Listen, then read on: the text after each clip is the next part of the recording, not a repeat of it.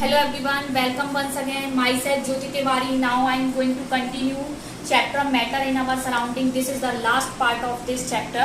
Okay, so here I am going to discuss about latent heat. Let's learn the concept of latent heat. Okay, so there are generally two concepts of latent heat. It is latent heat of fusion and latent heat of evaporation. Okay, so we will understand this concept with the help of an experiment. So assume that here in this container I have put at least 1 liter water. Okay, 1 liter water and providing heat it continuously. This heat in the initial stage was 30 degree Celsius. I have put here thermometer also, which is taking the reading of heat or temperature, okay, which is rising inside the water.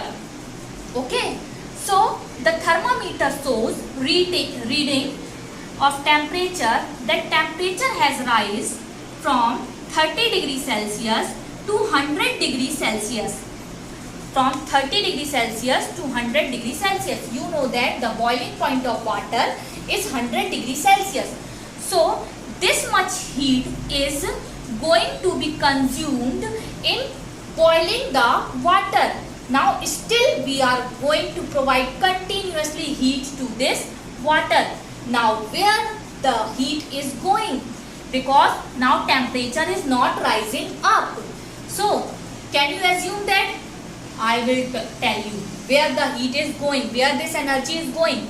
I have tell you in my first video that there is intermolecular force present between the molecules. Okay, so this heat is going to be consumed in breaking intermolecular force or bond between this molecule. And now if these molecules are separated from each other due to this heat, this energy, okay, due to this heat and energy, so we can say that this heat is consuming in breaking the bond. And whenever bond is breaking down, the liquid is converting into the gaseous state. Liquid is converted into the gaseous state. I have told you that I have taken 1 liter water, means it was in liquid state, means this heat is going to be consumed in phase transformation, liquid phase to gaseous phase. Now let us understand about fusion, latent heat of fusion. Okay, got it now about latent heat of evaporation? Let's go with latent heat of fusion. Assume that I have taken an ice cube here and giving heat to this ice cube, and here again set the thermometer. Thermometer is showing the reading of 0 degrees Celsius.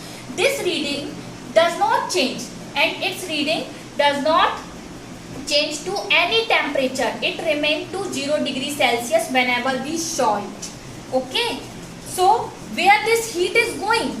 This heat again is going to be consumed in phase transformation from solid state to liquid state, because ice is converting into the liquid state. Okay, so what is phase? It was in solid phase. It was in solid phase and now it is going to be converting liquid phase. Understand it? So we can define latent heat as the amount of heat required to convert a particular amount of solid into the liquid state, or we can say that the amount of heat required to convert a particular amount of water into the gaseous state. Thank you once again.